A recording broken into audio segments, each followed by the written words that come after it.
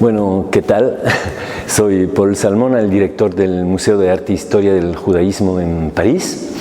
Este museo fue inaugurado en 1998, es un museo relativamente reciente, abierto por la ciudad de París y el Ministerio de Cultura, es decir, es un museo público de la República, digamos, de estatuto de una asociación sin ánimo de lucro, sí. Tiene colecciones muy variadas de la Edad Media, o mejor dicho, de la Antigüedad, con unas piezas de la Antigüedad hasta el siglo XX, XXI. Uno de los pocos museos del judaísmo que tenga no solo piezas francesas, pero una colección muy internacional. Eso es debido a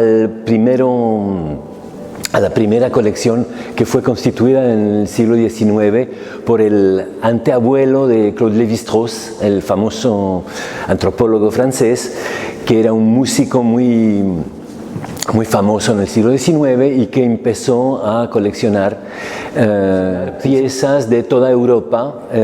Digamos, fue el primero coleccionista de arte judía, digamos. Hoy día la colección empieza básicamente con la Edad Media en Francia y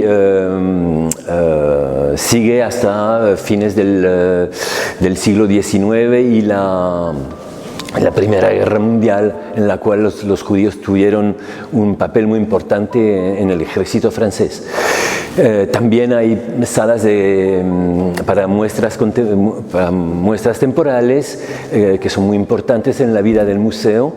Una sala especialmente dedicada a arte contemporánea y un servicio de mediación muy importante para jóvenes, y una cosa fundamental es un auditorio de 200 asientos que permite organizar una gran variedad de manifestaciones temporales, que sea cine, conferencias, coloquios, encuentros, debates, muchas cosas relativas a la vida y a la cultura de las sociedades judías. Empleo el plural deliberadamente para que no se pueden mostrar en una colección permanente o en una muestra temporal. Y también una librería de 6.000 títulos, una librería muy rica para un museo de nuestro tamaño, y una biblioteca de 30.000 volúmenes.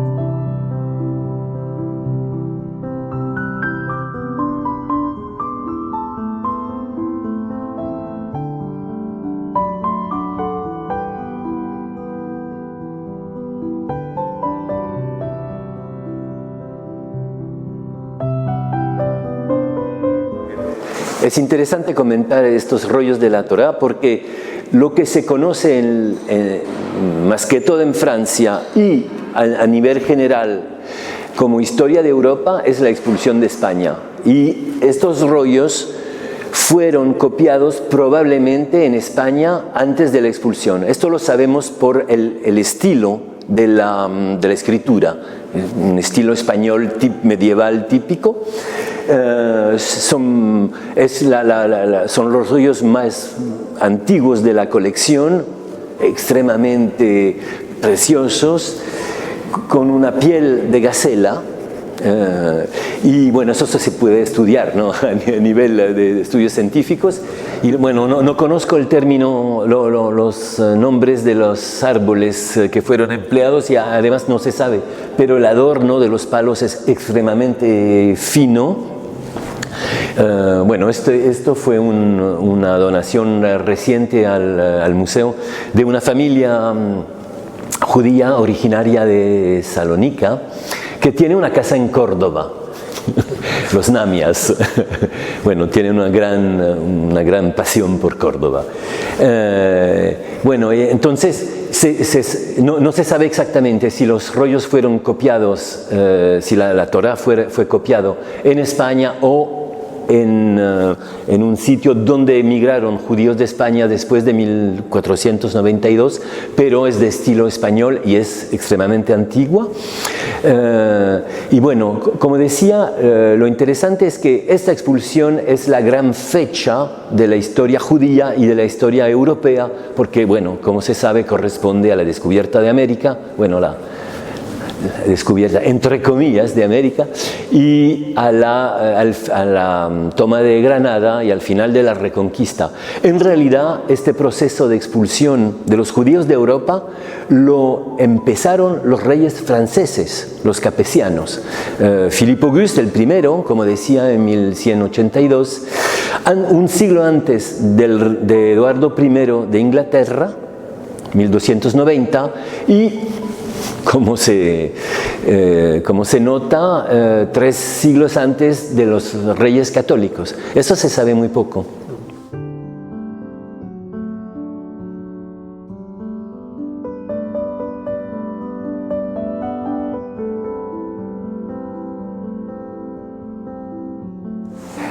Aquí estamos en la sala medieval, dedicada a la Edad Media en Francia.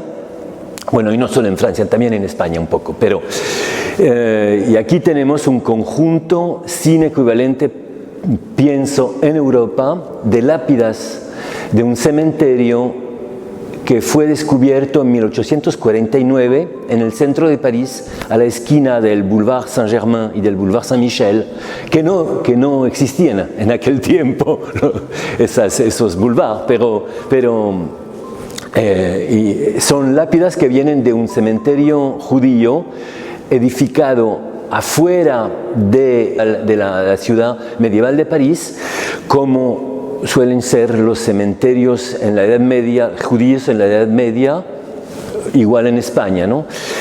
Fuera de la ciudad. Eso es muy diferente de los cementerios cristianos, que por la mayor parte estaban en la ciudad, vecinos a la iglesia o a la catedral. Bueno, y fue descubierto este cementerio durante la edificación de la librería Hachette, de los oficios de la librería Hachette. Esta serie de lápidas fueron dadas al Musée de Cluny, que es hoy día el Museo de la Edad Media, que nos hizo un depósito.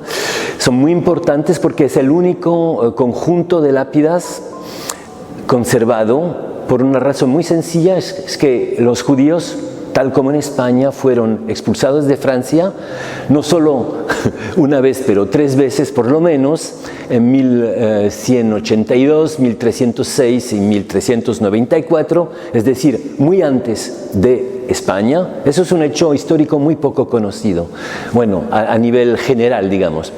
Y los bienes de los judíos fueron robados, digamos, por la corona y vendidos. Y la mayor parte de los más de 100 cementerios judíos que sabemos existían en Francia por el archivo, desaparecieron del paisaje porque las lápidas fueron vendidas como piedras de construcción.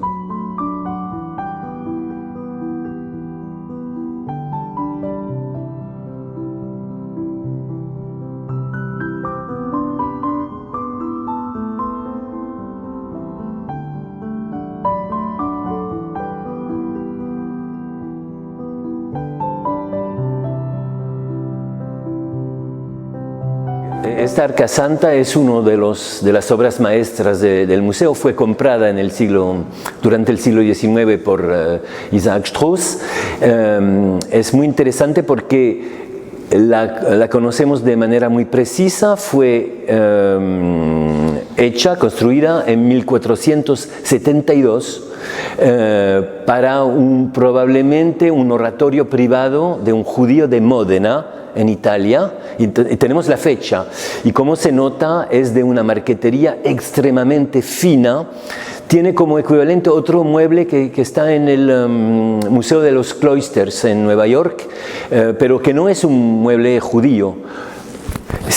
Por supuesto se sabe que los artesanos que trabajaban y que construían este tipo de muebles no eran judíos, lo hacían por pedido de en este caso de un judío de Módena, probablemente bastante rico. Es interesante Italia porque es el norte de Italia, que no era español, sería diferente en el reino de Nápoles o en Sicilia o en Cerdeña, pero en el norte de Italia las comunidades judías no fueron expulsadas, entonces tenemos una continuidad desde la antigüedad. Son muy bien documentadas en Roma, por ejemplo, con catacumbas, hasta el periodo contemporáneo, con testimonios como el de Primo Levi.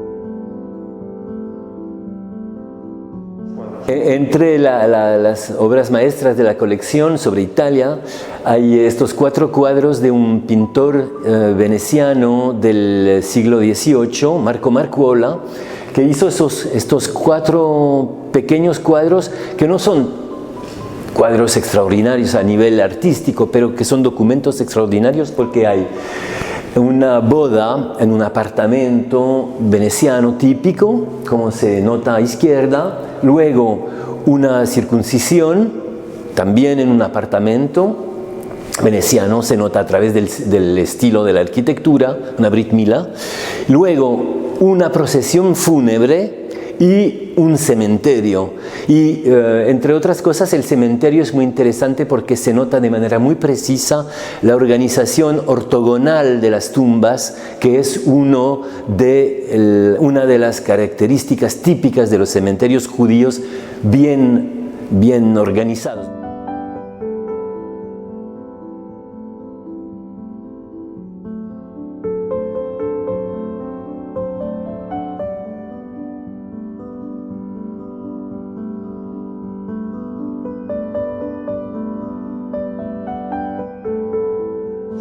Este pequeño cuadro representa un paisaje urbano de la ciudad de Ámsterdam.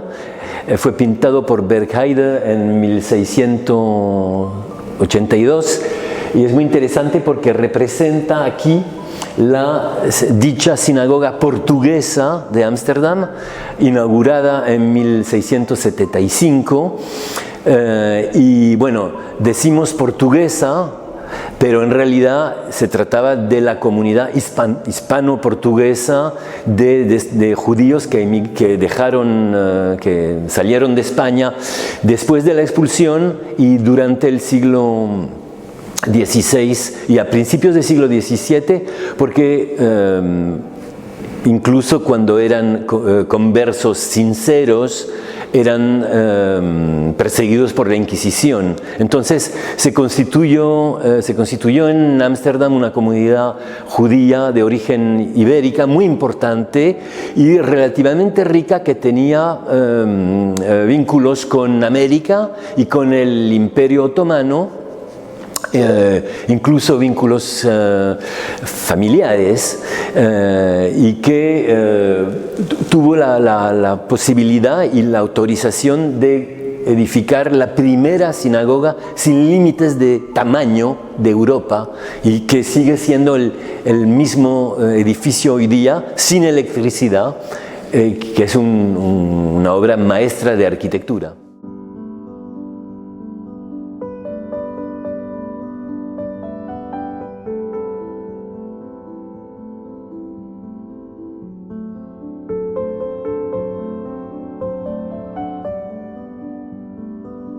Sí, esta cabaña, como se nota, es una cabaña que a nivel constructivo es como una cabaña de playa, ¿no? Que se monta al final de la primavera y que se desmonta al final del verano, pero en realidad es una cabaña de Sukkot, de la fiesta de Sukkot, que viene del centro de Europa, de la vecindad del lago de Constancia. No se sabe exactamente si era suiza, alemana o austríaca, pero es muy original porque tiene un adorno, es pintada, enteramente pintada dentro, con una pintura que representa la ciudad de Jerusalén a izquierda, luego sin discontinuidad un paisaje de centro de Europa con este pueblo con campanario a bulbo, muy típico del centro de Europa, un pequeño lago con una barca y luego sobre la pared derecha el decálogo. Y bueno, fue la primera obra comprada para el nuevo museo en 1988 y tuvimos una suerte extraordinaria porque tiene 37 tablas de madera, de pino, y faltaba la tabla número 16. Y hace 3 años tuvimos la posibilidad de comprar la tabla que faltaba, que fue descubierta en Israel. Y bueno, después de un trabajo de restauración, hemos podido reinstalarla y como se nota, no se ve diferencia, ¿no? Es una de las muy pocas cabañas de Sukkot del siglo XIX que se conozca.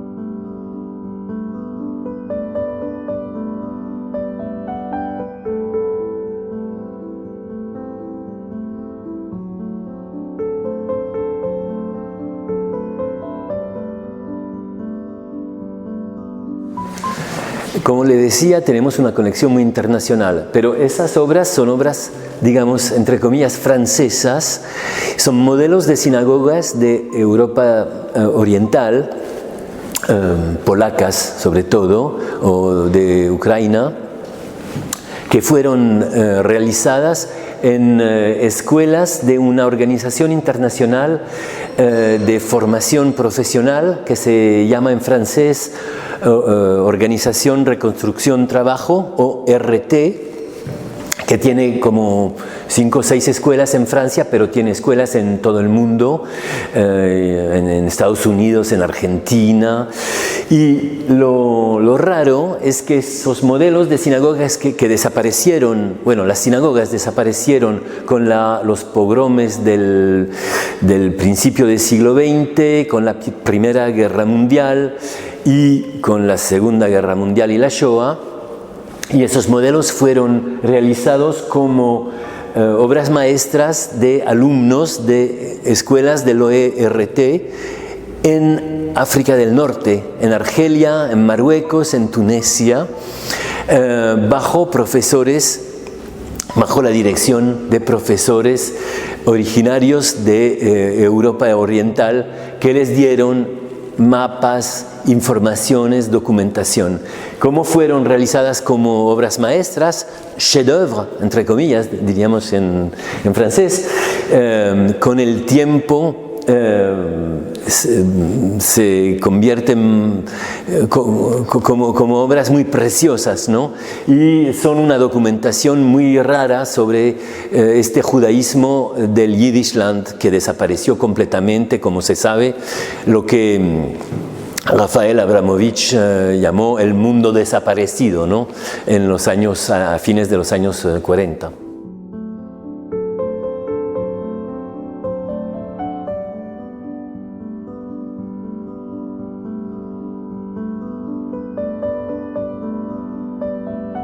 Este escaparate presenta una serie de pañales de circuncisión que llamamos mapot, mapa al singular, mapot al plural en hebreo, y es una tradición del este de Francia. Después de la circuncisión se limpia el pañal, se corta se cose en una banda muy larga, como se nota aquí, se borda con el nombre del niño y eventualmente con fórmulas de protección o incluso, bueno, una serie de información, y el niño lo lleva cuando tiene 3 años a la sinagoga para enrollar los rollos de la Torá. Es un símbolo muy potente de la alianza, ¿no? De la circuncisión ligada a los rollos de la Torá como símbolo de la alianza. Es una tradición de Alsacia, básicamente. En otras sinagogas de Europa se usan mapot, pero que no son pañales. En caso de Alsacia, hay esta tradición muy particular y muy fuerte simbólicamente.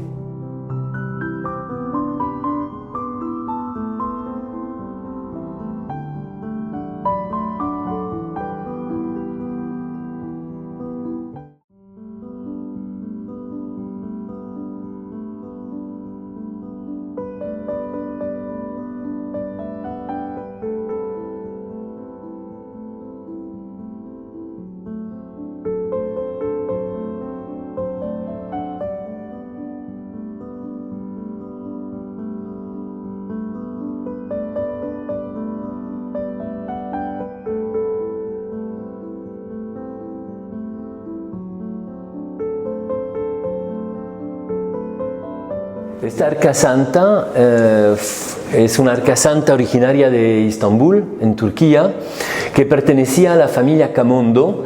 Esta familia era una familia de banqueros sefardíes que emigraron a Francia durante el siglo XIX, que tuvieron una carrera extraordinaria en Francia, fueron mecenas de muchas instituciones, dieron unas colecciones muy importantes a los museos nacionales y tuvieron una fin trágica. Los últimos descendientes fueron deportados y murieron en la Shoah. Y bueno, este TIC fue dado en el siglo XIX al Museo de Cluny, y hoy día es un depósito del Museo de Cluny. Es una de las obras maestras de la colección sefardí del museo.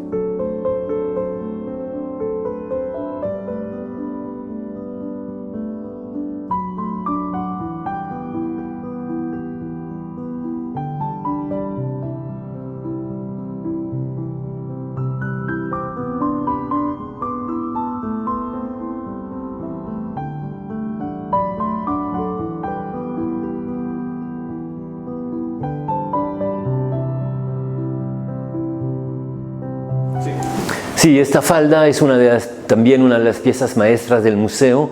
Es originaria de la comunidad sefardí de Tetuán, en Marruecos, y que es una comunidad que se constituyó después de la expulsión de 1492 y que seguía hablando una variedad de judío español típica de Marruecos, que se llama jaquetilla, y bueno, se conoce muy bien este tipo de faldas de boda, bordada con hilo de oro, muy rica. Bueno, es un vestido extraordinario, y bueno, también se conocen pocas, son como 4 o 5 en los museos del mundo. Es una pieza muy importante.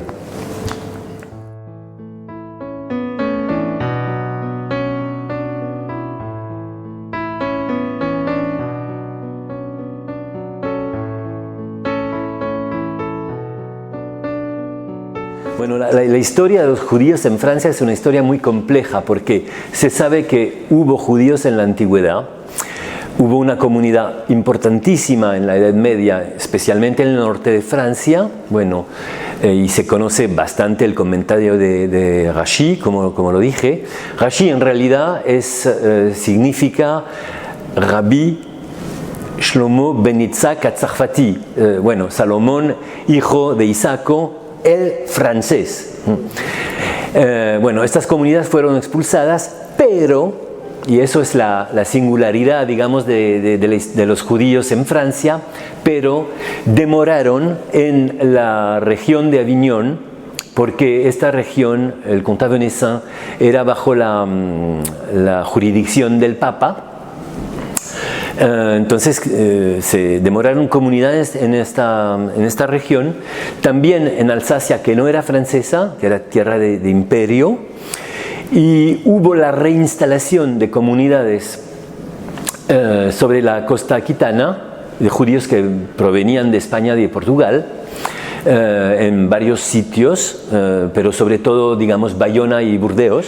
Pero, sin embargo, viajaban judíos en el Reino de Francia. Había unas pequeñas comunidades en París, en Lyon, en Marsella, y sobre todo las 4 comunidades que demoraron,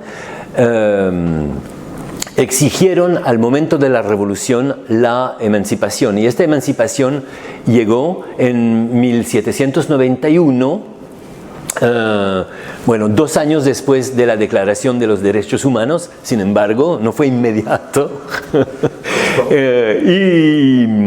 Y desde luego los judíos en Francia tuvieron la posibilidad de vivir y de ejercer todas las profesiones, y bueno, tuvieron una posibilidad de desarrollo extraordinario con un modelo muy original que dejaba la religión en el círculo privado, y en la vida de la ciudad eran ciudadanos perfectos, digamos, modelos.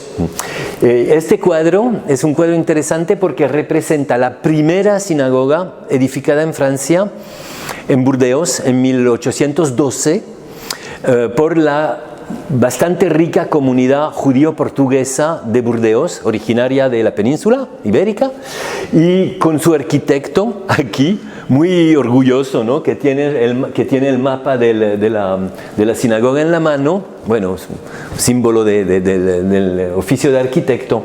Y es muy interesante porque hubo un incendio durante el siglo XIX y esta sinagoga desapareció.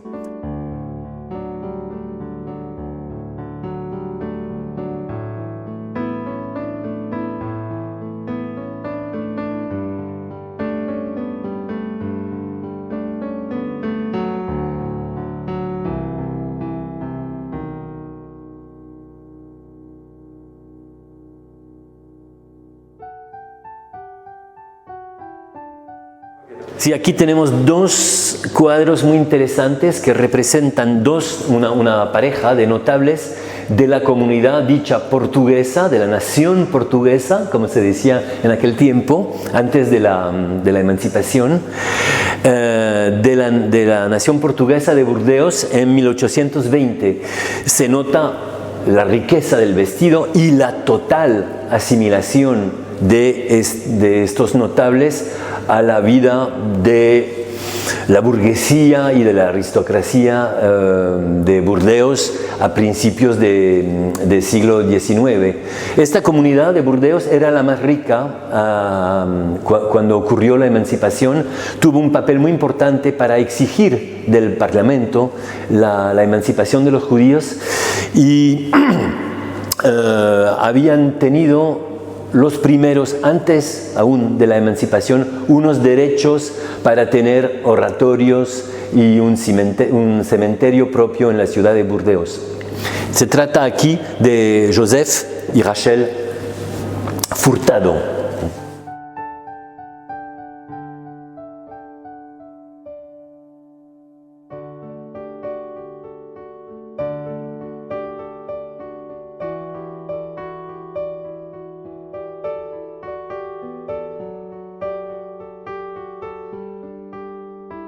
Este retrato es un retrato de una actora famosísima durante la primera mitad del siglo XIX, Rachel Félix, dicha Rachel, que era una tragediana muy famosa de la comédie française, del teatro francés, y es muy interesante porque es un símbolo perfecto de la integración de los judíos en la Francia del siglo XIX. Los judíos lograron puestos en toda la sociedad, en la universidad, en la administración, en la vida política, en el ejército, porque eran muy patriotas, y también en la cultura, en la vida cultural, como se sabe. Sarah Bernard es muy conocida, Rachel es menos conocida hoy, pero en aquel tiempo era como Catherine Deneuve, digamos, o Penélope Cruz en España, digamos, y era la hija de un comerciante muy pobre de Alsacia, pero ella tuvo la posibilidad de ser reclutada por la Comédie Française y tuvo un éxito increíble, ¿no? Y es muy interesante porque es un símbolo de la integración, y enfrente presentamos este cartel de las elecciones legislativas de los diputados de 1889. Es el único documento antisemita de la colección, porque no queremos insistir sobre los aspectos trágicos de la historia judía. Sin embargo, es muy importante llamar la atención de lo que fue este antisemitismo moderno, contemporáneo, que empezó durante el siglo XIX, que no tenía una base religiosa como el antijudaísmo católico, incluso protestante, de la Edad Media o del periodo clásico. No era a base religiosa, pero era a base racial, bueno, de un racialismo en realidad completamente imaginario, porque como se sabe existe solo una raza humana, pero y es muy interesante porque este diputado, Adolphe Léon Villette, sí asume completamente su antisemitismo, y el antisemitismo, que es una creación de la segunda mitad del siglo XIX, y lo asume en el espacio público político, ¿no? Lo que hoy día no sería posible, o bueno, no era posible, porque vuelve a hacerlo. Pero digamos que entre el final de la guerra, la Segunda Guerra Mundial, y los años 90, el antisemitismo no era posible en el espacio público político. Seguía posible en el espacio privado, digamos, pero en el Parlamento o en periódicos normales era una cosa totalmente prohibida, incluso por la ley, ¿no? Aquí, en cambio, vemos que este candidato dice que el enemigo es el judío y rompe el Talmud. Bueno, no debía ser muy culto porque confunde el Talmud con las tablas de la ley. Pero bueno, es un documento muy interesante porque permite explicar a los niños, a los alumnos, lo que ocurrió en Europa, sobre todo en Francia y Alemania, donde había dos comunidades judías muy importantes. No, digamos que paralelamente al proceso de la integración, unos filósofos, hombres políticos, crearon esta nueva categoría de antisemitismo de tipo racial, porque no soportaban la presencia en la sociedad contemporánea de judíos perfectamente integrados e incluso asimilados.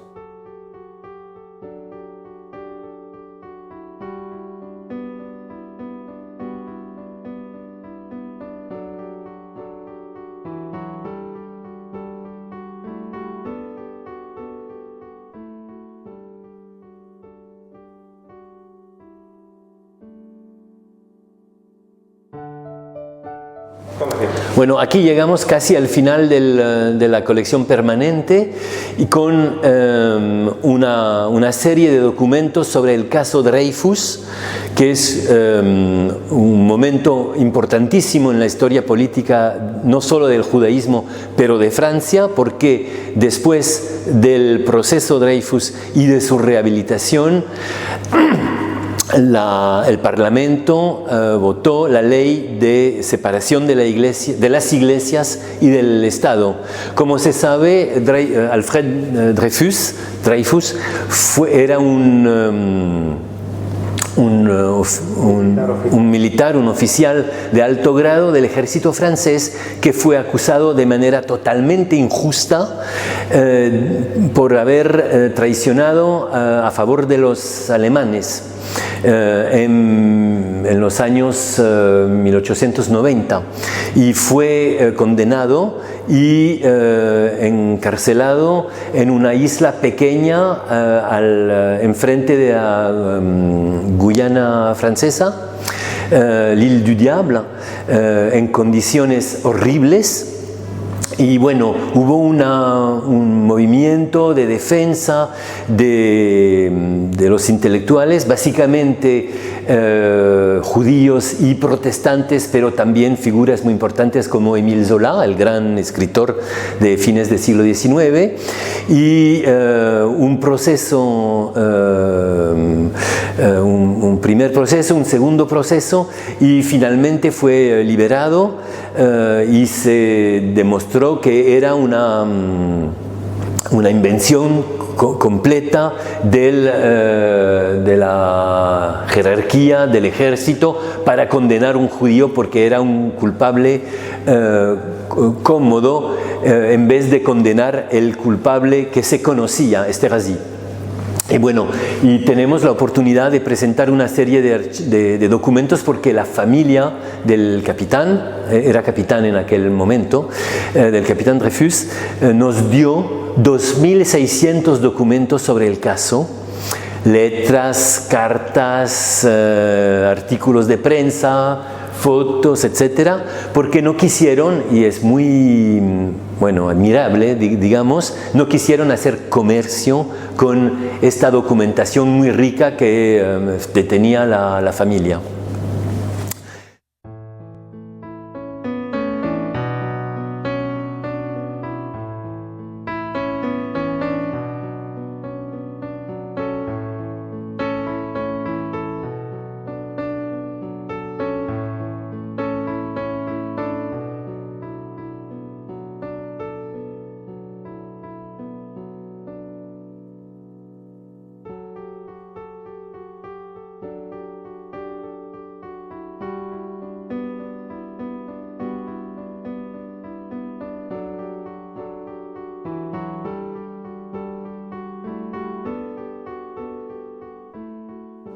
Aquí presentamos, es el final de la colección permanente, presentamos una serie de grabados sobre madera de una artista originaria del Imperio Ruso, Hanna Orlov, que tuvo mucho éxito en París en los años 10 y los años 20. Fue vecina de Jaime Soutine en la Villa Seurat, en el sur de París, y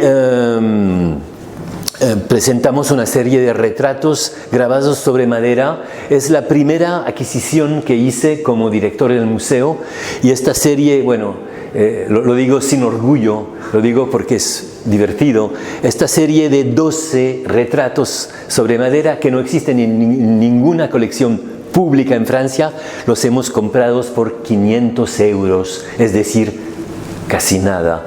Es el oficio del conservador, ¿no? Es mirar lo que se presenta sobre el mercado de arte, y a menudo se puede hacer adquisiciones interesantes con presupuestos, digamos, limitados. Vecino a esta serie de grabados hay un cuadro maravilloso de Marc Chagall, este pintor originario de Vitebsk, en el Imperio Ruso, que es una de las figuras más importantes de la vanguardia europea, parisina y a la vez judía, porque Chagall llevó mucho interés al arte popular judío, entre otros de las sinagogas pintadas y de los adornos de las lápidas de los cementerios judíos de Europa Oriental. La colección permanente sigue hasta la guerra de 14, pero tenemos un proyecto de ampliación del museo para ir hasta el periodo contemporáneo. Les espero aquí en el museo cuando quieran. Muchas gracias.